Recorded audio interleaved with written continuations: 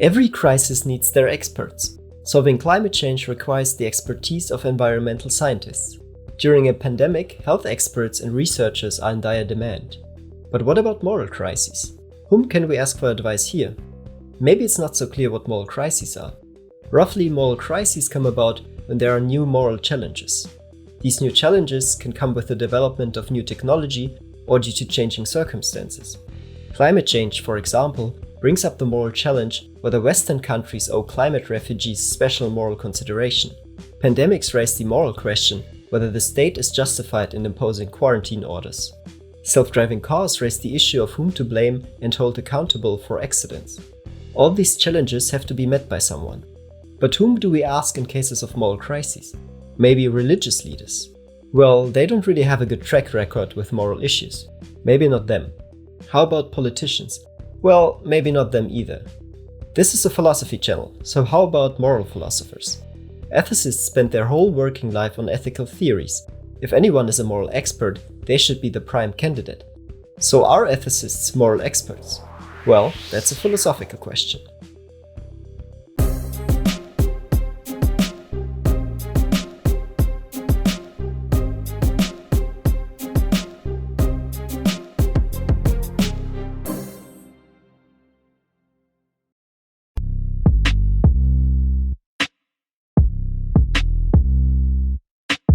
Before we start, we need to better understand what it would take for someone to be a moral expert. Are moral experts especially virtuous, or make good judgments regarding moral problems? Or are experts those who know a lot of stuff about dead philosophers and what they wrote 2000 years ago? Well, we don't think we'll get this settled here. There are viable arguments for either option. So how about the following strategy? Let's just take these options in turn and see whether ethicists are experts in any of these aspects. So here are the areas of expertise we want to discuss. First, moral experts should be virtuous and act morally good. From an expert surgeon, we expect peak performance at surgeries. So why not expect moral philosophers to be good persons? Seems fair. Second, moral experts should make good moral judgments. In sports, we don't necessarily expect an expert or a really good coach to also be a great player, but they do need to make good judgments about their area of expertise. So maybe philosophers are good at making moral judgments and recommendations in moral crises, even though they are not the best moral people themselves. Lastly, there's an even more modest view on moral expertise. Let's put aside actions and judgments here. Maybe moral philosophers are simply good at understanding and analyzing moral problems, but can neither solve them nor are especially virtuous themselves. The parallel here could be that of political analysts. Political analysts might be good at explaining or analyzing complicated political situations, but that doesn't mean that they are the best at recommending ways to solve any political problems. But for philosophers, being able to properly understand moral problems is still an important step towards finding solutions. So, are moral philosophers experts in any of these regards?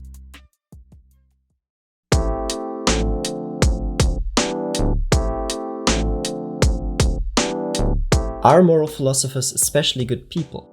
To answer that, we need data on the actual behavior of philosophers. Such data is hard to come by, of course, but luckily, some researchers have made first attempts to get at the behavior of philosophy professors.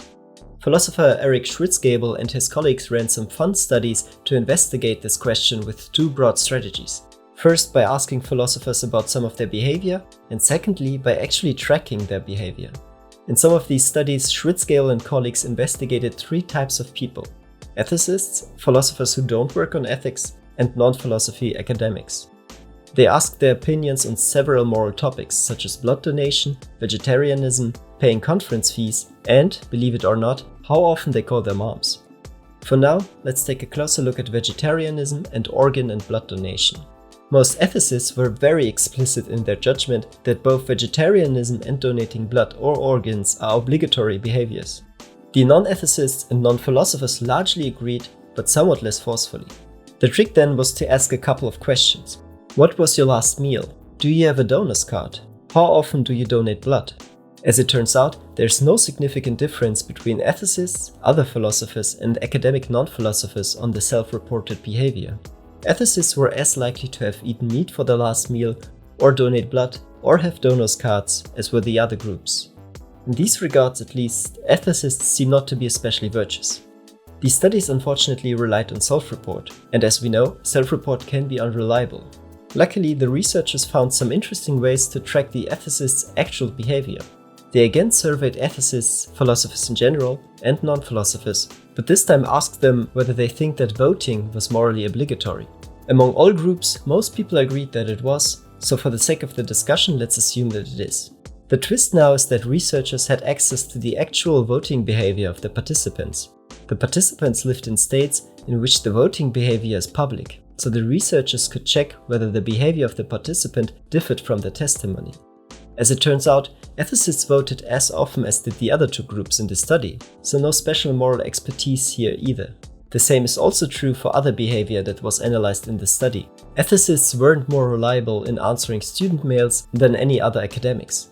Funny enough, there was one study in which Schwitzgebel found that very specialized ethics books in libraries were more likely not to be given back to the library than other philosophy books.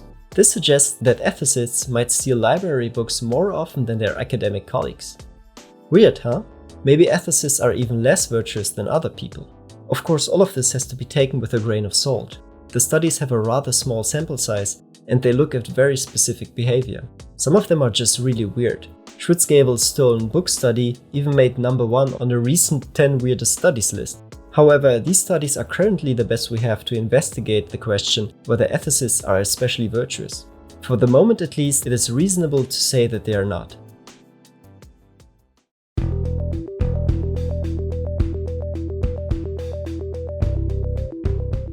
Okay, maybe ethicists are no moral saints, but they should be really good at making moral judgments, right? These people spend their whole working lives thinking about moral problems and moral theories, so they better be. Here things get a bit more complicated.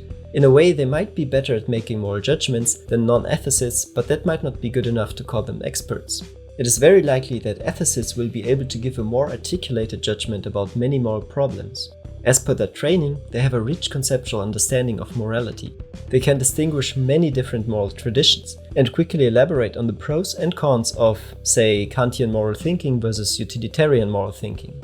But even though ethicists are probably good in offering reasons for their judgments, the actual judgments themselves might not be better than those of laypeople. Here again, we need to check out the research of Eric Schwitzgebel and colleagues.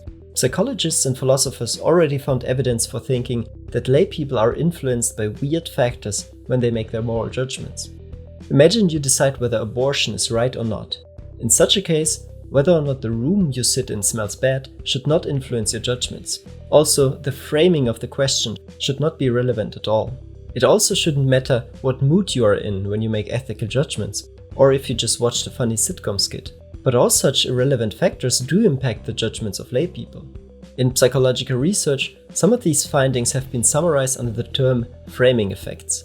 For quite some time, psychologists and philosophers love to play around with dilemmas, such as the famous trolley dilemma, and ask people's intuitions about what is the right thing to do in these cases.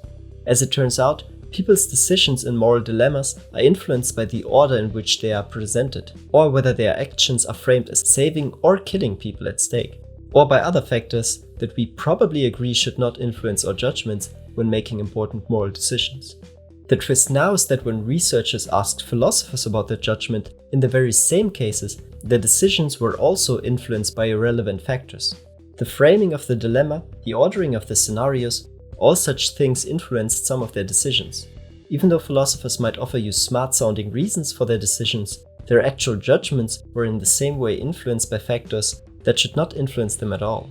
This is a problem.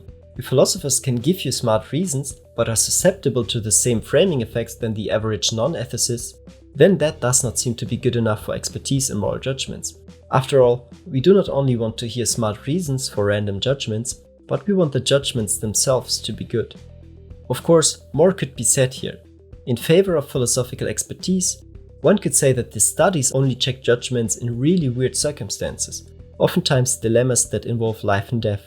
On the other hand, such dilemmas do sometimes occur. Also, people have pointed to persistent disagreement among philosophers with regards to the correct ethical theories or best moral judgments. If ethicists can't find consensus after thousands of years, there might be something fishy going on. But that's a topic for a separate video. For now, let's sum up the discussion with a big question mark. Moral philosophers will certainly give you good reasons for certain actions, but it is unclear whether they are actually guided by these reasons when making their judgments.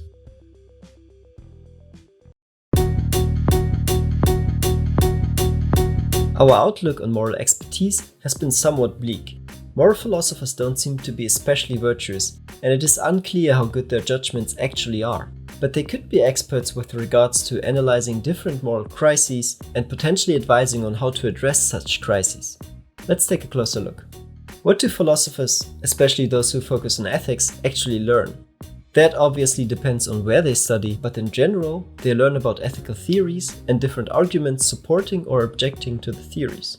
They learn about different variations of deontology, virtue ethics, care ethics, contractarianism, divine command theories, utilitarianism, hedonism, and much more. So when they are faced with moral crises, they can apply these different ethical theories to the problem at hand and see what the theories would say. They're also trained to analyze arguments carefully. They can clearly present all the assumptions in a given position and then scrutinize whether the premises of the arguments are actually correct and whether the conclusion follows from the premises. Of course, some philosophers will likely be biased towards their favorite position, but as a group, philosophers and especially ethicists should be able to contribute to solving moral crises by giving us a better understanding of the problem at hand and analyzing the different arguments in a given debate. This might not seem like much, but it's honest work. So, are ethicists moral experts? The honest answer is, we don't know for sure. On average, they should be experts in analyzing moral problems and applying moral theories to different moral issues. Whether their judgments are actually expert-like is somewhat unclear, and we certainly don't have enough evidence to say that philosophers are especially morally virtuous. But what do you think? Are ethicists moral experts? Let us know in the comments below. And thank you for watching.